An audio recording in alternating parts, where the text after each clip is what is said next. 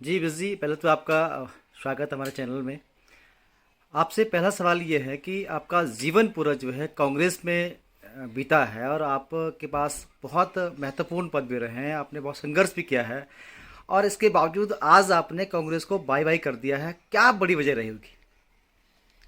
देखिए, 40 साल एक संगठन में रहने के बाद अगर उसको छोड़ने का निर्णय लेना पड़े, तो निश्चित रूप से आप समझ सकते हैं कि स्थितियां इतनी विकट हो गई थी कि वहाँ पर रहना संभव नहीं था। और ये संयोग है कि आज जब मैं आपसे बात कर रहा हूँ, तो आज से ठीक 1 महीने पहले 6 मई को मैंने दिल्ली में आम आदमी पार्टी ज्वाइन की, और इस 1 महीने में मैं कह सकता हूँ कि मैंने जो निर्णय लिया वो सही था। कांग्रेस की विचारधारा से मेरा जुड़ाव था। कांग्रेस का जो नेतृत्व है, अगर वो उस विचारधारा को आगे बढ़ाने के लिए जिम्मेदारी से काम करने के साथ साथ जब जब मौके आते हैं कि पार्टी चुनाव में जाकर के जीत हासिल करे, उन मौक़ों में परिवार के गार्जियन की तरह उस जिम्मेदारी का ईमानदारी से निर्वहन करे, तो ऐसे में परिवार के साथ रहने में किसी भी सदस्य को कोई दिक्कत नहीं हो सकती। लेकिन मैं देख रहा हूँ 2017 में पार्टी के आपसी जो नेतृत्व का कलह था, उसकी वजह से हम विधानसभा का चुनाव हार गए। हम 2019 में लोकसभा की पांचों सीटें उसी कलह की वजह से हार गए। 2022 में जब लोगों को लगता था कि इस बार तो कांग्रेस की सरकार बनेगी, तो फिर उसी कलह की वजह से कांग्रेस हार गई। और उसके बावजूद जब कार्यकर्ता पूरी तरह से टूट गया इस दूसरी हार के कारण, तो पार्टी के नेतृत्व की पांत में जो 4-5 लोग हैं जिनकी जिम्मेदारी थी कि कांग्रेस की कार्यकर्ता को उस हताशा से बाहर निकाल करके और कांग्रेस को फिर से खड़ा करने की जिम्मेदारी निभाएं। 10 मार्च को रिजल्ट आया और फिर उन लोगों ने सोशल मीडिया पर जगह जगह बयानबाजी दे करके लड़ना शुरू कर दिया। और 2027 का जो चुनाव होगा, 2024 का जो लोकसभा का चुनाव होगा, उसकी हार की बुनियाद रखने का काम किया। 2017 में जिन लोगों ने भितरघात किया, उन पर पार्टी ने कार्रवाई नहीं की। 2022 में जिनकी शिकायतें आई कि इन्होंने भितरघात किया, उनकी मेरी जो पार्टी के लीडरशिप में जिनकी जिम्मेदारी है, उनसे बात हुई तो उन्होंने मना कर दिया। तो जब भाई आपने ये तय कर लिया होगा, परिवार के जो मुखिया आपने को मानते हैं कि हमने कांग्रेस को नहीं जीतने देना है, कांग्रेस को फिर हराना है, तो ऐसे में हमारे पास जो 5-7 साल राजनीति करने के हैं, जो जीवन का अनुभव है, वो किसी ऐसी जगह पर जहाँ इस तनाव से मुक्ति पा करके और आराम से काम करने का मौका हो, मैंने इसलिए कांग्रेस को छोड़ा। मेरे सामने दो विकल्प थे कि या मैं सत्ता का सुख भोगूं, भाजपा की तरफ रास्ता तलाश करूं, लेकिन भाजपा की भीड़ में वहाँ पर जाकर के मुझे 10वीं लाइन में खड़ा होना पड़े, मेरा स्वाभिमान इस बात की इजाज़त नहीं देता है। तो इसलिए मैंने संघर्ष का रास्ता चुना। मैं संघर्षशील व्यक्ति हूँ और मैं चैलेंज स्वीकार करता हूँ। तो इस समय चैलेंज है हमारे सामने, पार्टी को फिर से खड़ा करना और खड़ा करके उस पार्टी को ये धरातल पर साबित करके दिखाना कि मैंने जो कांग्रेस छोड़कर निर्णय लिया, तो आम आदमी पार्टी उत्तराखंड में कांग्रेस से बेहतर विकल्प है।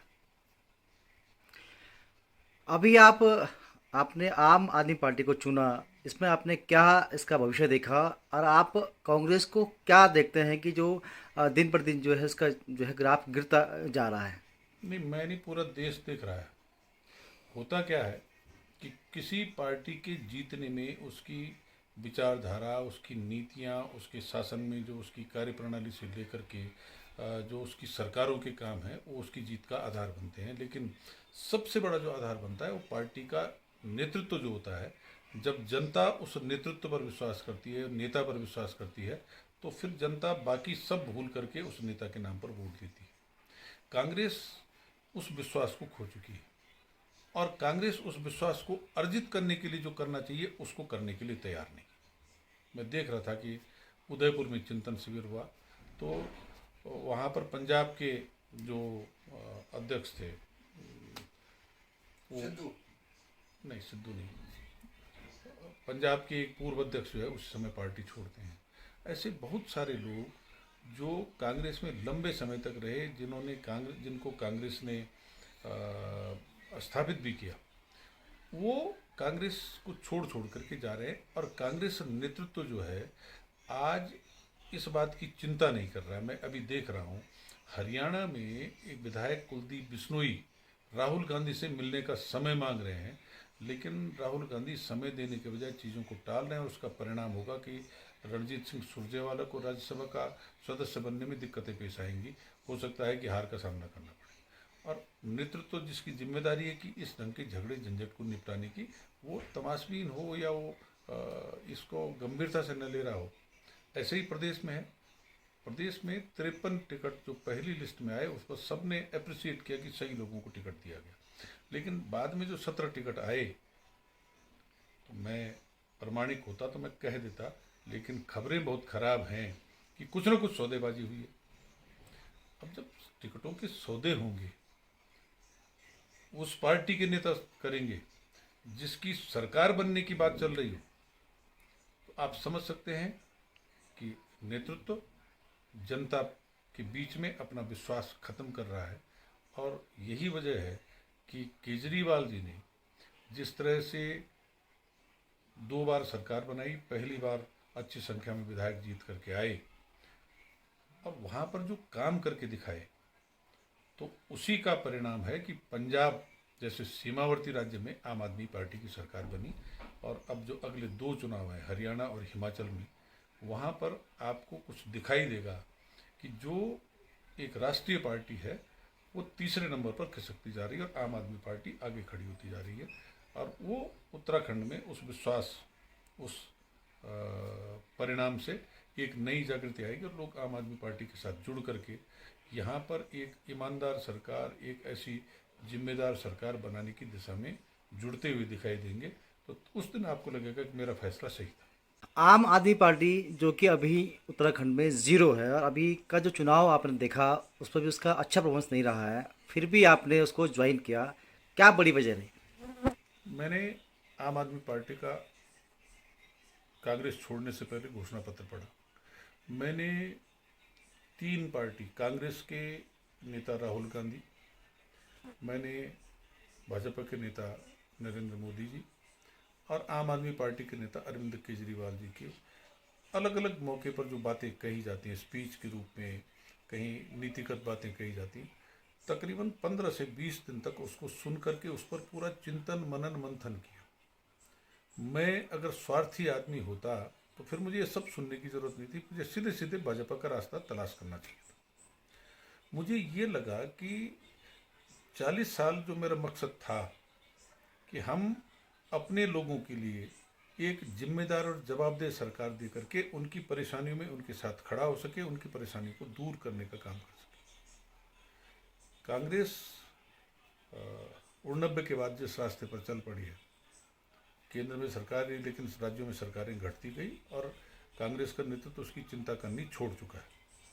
तो ऐसे में आम आदमी पार्टी जिस तरह से देश के अलग अलग राज्यों में अलग अलग समय पर विश्वास अर्जित कर रही है, लेकिन उसके साथ साथ दिल्ली जो मॉडल है अरविंद केजरीवाल जी की सरकार का, उस मॉडल पर काम कर रही है। आज सबकी ज़रूरत है कि उसका बच्चा अच्छी शिक्षा हासिल करे, लेकिन संसाधन न होने के कारण वो प्राइवेट स्कूल से शिक्षा हासिल नहीं कर सकता। दिल्ली के सरकारी स्कूल में 4 लाख बच्चों ने प्राइवेट स्कूलों से अपने नाम कटवा करके वहाँ पर भर्ती होकर के 500 बच्चे आईआईटी में निकल जाते हैं। वो अपने आप एक उदाहरण। दिल्ली की जनता सरकारी अस्पतालों में मोहल्ला क्लिनिक, पॉली क्लिनिक से लेकर के बड़े अस्पतालों में सारा इलाज फ्री हो रहा है। अब वो इलाज उत्तराखंड की सरकार या बीजेपी की सरकार की तरह 5 लाख तक सीमित नहीं होगा। 30 लाख की जरूरत भी पड़ेगी तो 30 लाख का इलाज सरकार करेगी। इससे बड़ी सुविधा क्या हो सकती है? बिजली पानी फ्री की बात अपनी जगह है, लेकिन उसके अलावा जो मैंने मैनिफेस्टो में देखा, उत्तराखंड के बेरोजगार नौजवान को रोजगार देने के लिए उसकी जो इंटर 12वीं तक की पढ़ाई है उसी में उसका बिजनेस स्किल डेवलप करने के साथ साथ उसको रोजगार परक प्रशिक्षण देने की जो आम आदमी पार्टी की कवायद दिल्ली में चल रही है, वो हमको इस बात के लिए प्रेरित करती है कि आखिर हम सब का जो सोचना है कि हमारे भावी पीढ़ी का भविष्य सुरक्षित कैसे हो, हम उस पर कैसे काम करें। तो आम आदमी पार्टी की सरकार मुझे दिल्ली में वो काम करती दिखाई देती है और ईमानदारी से करती हुई दिखाई देती है। जो 1076 नंबर, टोल फ्री नंबर एक जारी किया है, जिसके माध्यम से लगभग 150 सर्टिफिकेट लोगों के घर पर जाकर बनते हैं, और वो भ्रष्टाचार को रोकने की एक बेहतर कवायद है। तो भ्रष्टाचार मुक्त सरकार, जिम्मेदार सरकार, लोगों की बुनियादी सुविधाओं को जिम्मेदारी से और समझदारी से उपलब्ध करने वाली सरकार देने का काम आम आदमी पार्टी कर रही है। इन सब बातों को समझ करके मैंने इस पार्टी के साथ जुड़ने का फैसला किया।